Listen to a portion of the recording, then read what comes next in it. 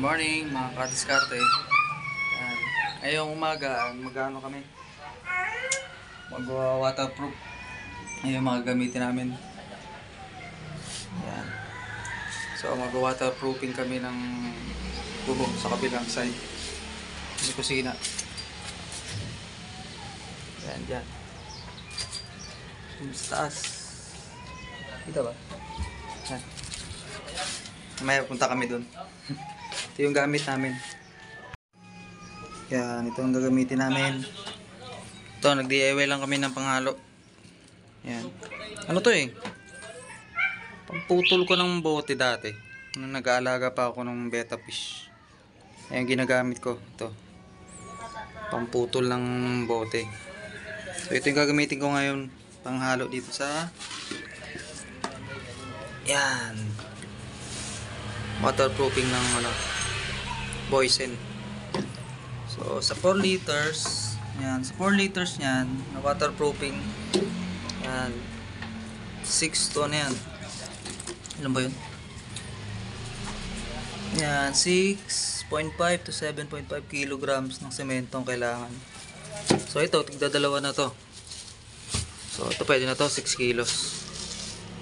Yan. So itong natitira dito, i-back up to para so kung may mga crack na tatapalan. So yun. So yun, samahan niyo kami sa ano, paggawa nung ano, pag-waterproof sa taas mamaya. Okay, let's go.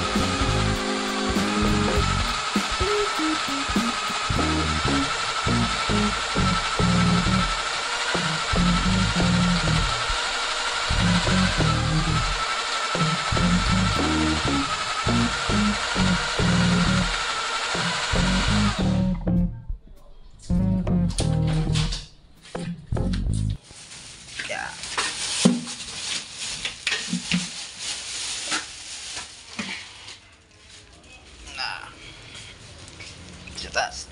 Diretso ako sa taas, Dek. Okay. Yeah. Okay, mamaya dun sa ano. Yeah. Oh. Yeah.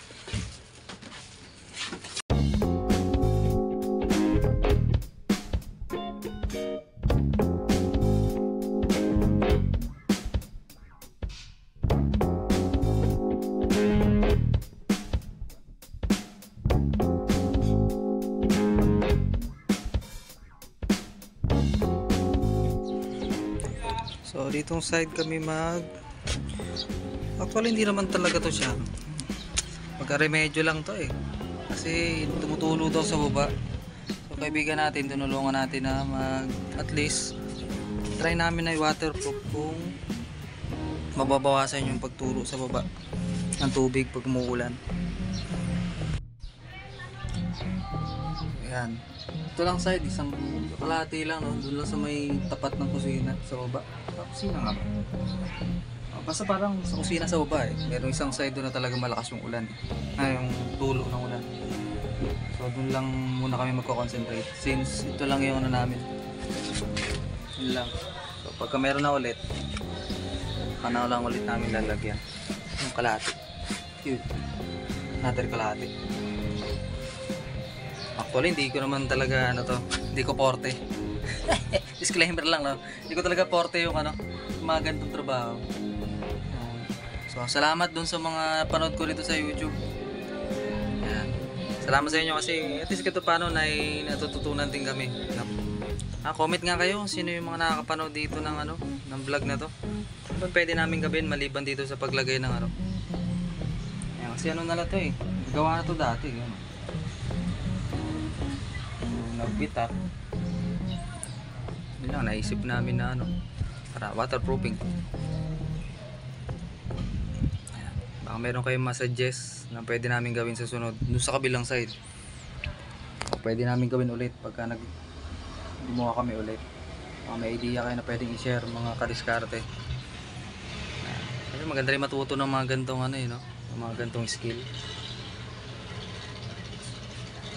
Kasi ito paano pang personal na gamit, dami kang magagawa. Maganda yung araw eh, sakto eh. Maganda ng panahon. Ito kami sa taas. Sa taas.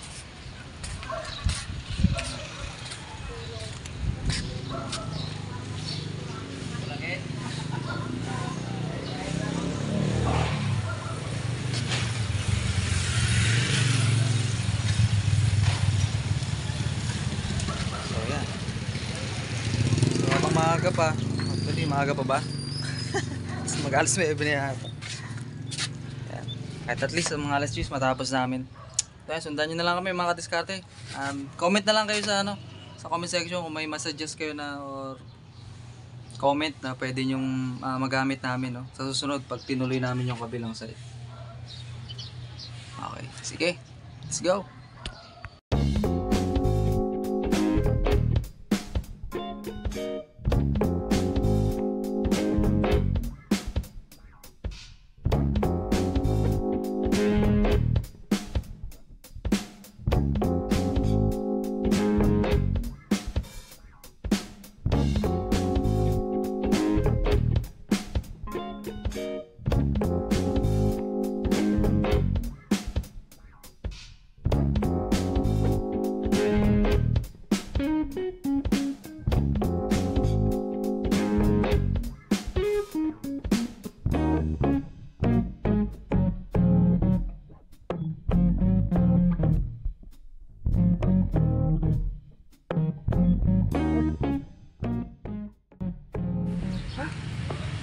Tikta akong pawisan guys.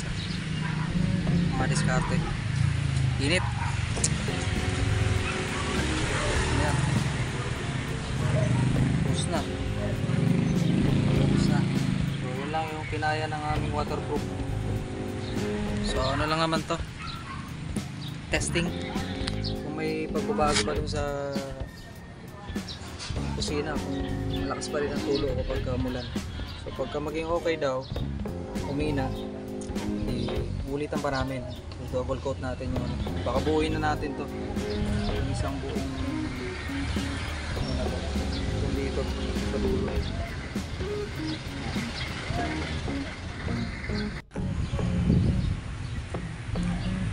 Yan yung nalagyan namin. Thanks, kalate. Pache-pache doon. Pache-pache lang kasi yan lang yung kaya ng 4 liters hanggang dito. Natin, kano ba kalaki yung 4 liters na lalagyan? So yan, ganyan kalapad yung nalagyan ng 4 liters. Medyo malapad na rin.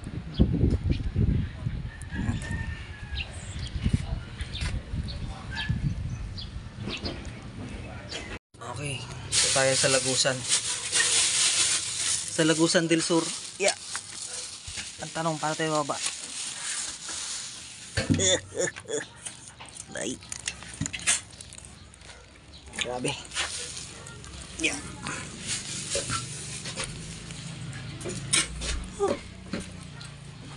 Yes.